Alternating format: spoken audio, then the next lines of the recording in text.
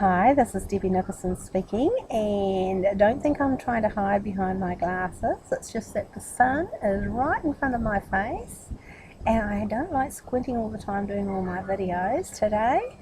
And so I decided to put my glasses on and wear them around to get used to them. And I tell you what, Debbie Nicholson does absolutely nothing that's untoward.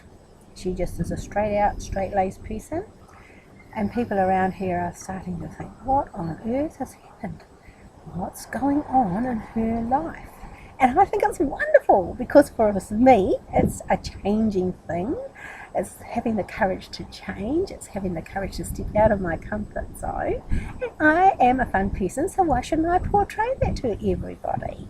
And so today I wanted to talk to you about, are you leaving this earth in the same way or a better way than you found it? Now, every time you drop a cigarette butt, every time you drop a lolly paper, well, we call them lollies here in New Zealand, you might call them sweets or something like that,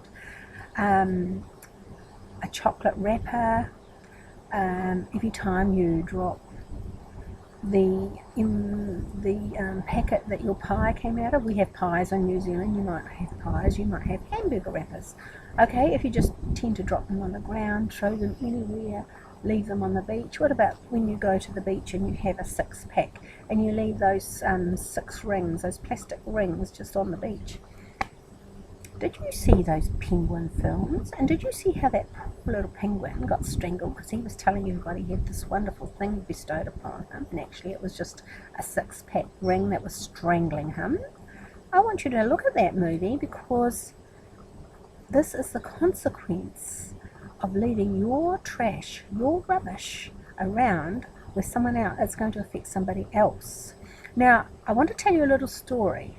I was living in another part of just around here. I was living in Parramatta at the time. We were living in a house, and suddenly we could hear the helicopter with the big splashing buckets of water. We could hear fire engines, we could see lights, we could see smoke. And it was a little bit further away from where we lived, but it was very frightening nonetheless. And when we had a look the next morning, some very, very careless passenger in a car had obviously thrown their cigarette butt out as they went round the corner. The hillside was very dry because it's summertime. The whole hill caught light. Did they even notice? Of course not. They kept travelling on their way to Wellington, Porirua, wherever. I mean, we're looking at 15, 16 k's away from where Parramatta is. And so they probably didn't even know that until they might have read about it in the newspaper. Get away, fly off my glasses, for goodness sakes. Anyway, it caused a lot of destruction. It caused destruction to part of somebody's home. Luckily for them, they were out, and so no one was injured. But great treasures. I mean, the corner house that it happened on top of a hill was one of those heritage homes that had been in Parramatta for many, many, many, many, many, many years.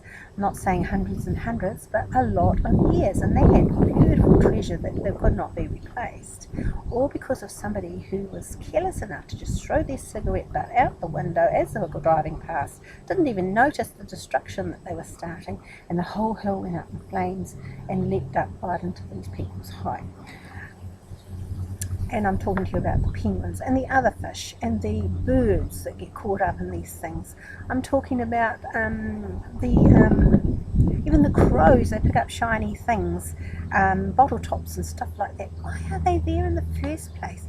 These birds, I know they're like silver things and shiny objects, but they could just go and get something out of a silvery plant or something like that and have the lining of their nests far healthier for them and their young ones than what it could be if they have these sharp bottle tops or whatever it is you're leaving around for other people to have to pick up, or other animals, other birds. Why do we need people that have to pick up trash every day in our communities? And if you do see somebody who's doing that, do you go up to them and say, thank you very much? Thank you for making this community a cleaner place for me to walk in. Have you ever thought of that? Now, this is what I want to talk to you about today, and I want to stress to you, because I don't think enough people think about what they're doing when they throw their trash on the ground. throw their cigarette butt, throw the bottles of water, you know, those empty bottles of water. I find so many on my walks. It's not just here in New Zealand, it's in other countries as well. You drive along the motorways and fence lines and the side of the motorway is absolutely littered with litter. It's not necessary if you are very careful about what you are doing with what you have just consumed and what it is wrapped in. So I want to stress to you today, are you leaving this planet in a better condition than what you found it for tomorrow's generation? And I'm going to leave you that thought right now, and I'll come back to you again tomorrow. Bye-bye.